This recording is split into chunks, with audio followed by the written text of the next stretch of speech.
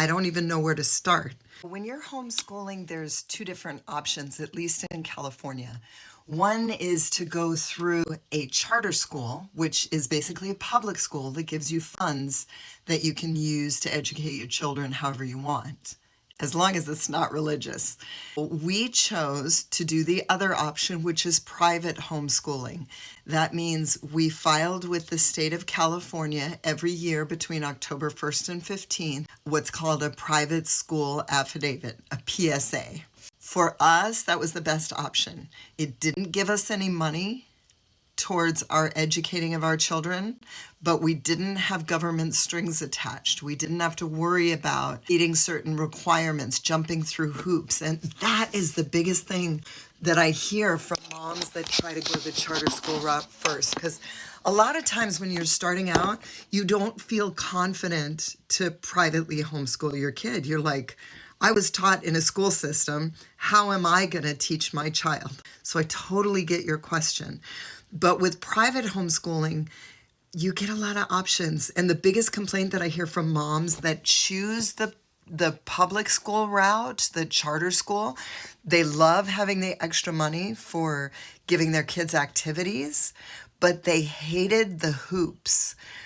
You have to have so many pieces of paper that your kid did every week that you have to turn in to an educator that supervises what you do with your child. So if you're someone who tends to read, if you're someone who enjoys reading with your children, you will be able to figure out what is best for your children. And there are a lot of resources here. I would love to help you more and give you more details of what we did.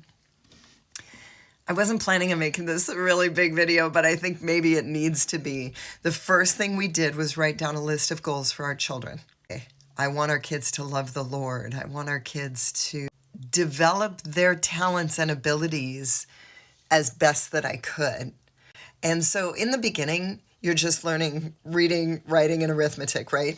There is a book by Ruth B. Chick. Used to be 3 booklets. Now you can buy it as a book.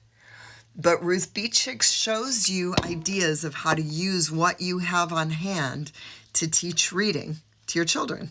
And some of it is just living life and enjoying time with them. When they're little, it's going outside and playing. It's showing them, look at what God made. Is that hummingbird amazing? Or how does that dirt feel in your hands? Kids are very sensory and kinesthetic, and they learn through moving. So in the beginning, that's just really where you start. My grandson right now is 2 years old. He'll be 3 in a few months. But what we found is that by being able to play with letters, like he loves his letters and numbers. So if you're starting with younger kids, just starting them there can really be huge. If you're starting with older children, that's where it's a little more tricky. When you start with young kids, it's easier for mom to get more disciplined, and it's easier over the time for the kids to learn how to schedule their own life. I just want to encourage you that I know you can do it.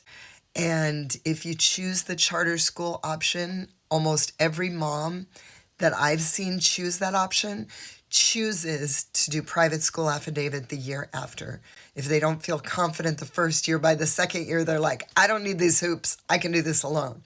So whatever you feel like you need to be able to have the support to educate your children, I hope that helps.